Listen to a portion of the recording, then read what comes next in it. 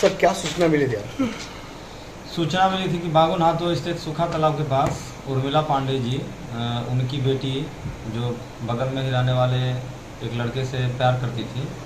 इसी बीच में कुछ दोनों में अनबन हुई। लड़की जो है आत्महत्या करने के लिए नदी में कूद गई और आज दिनांक 19/4/23 को उनकी बॉडी को निकाला गया और लिखित आवेदन के आधार पर अगली कार्रवाई की जा रही है। किसी गिरफ्तारी हुई?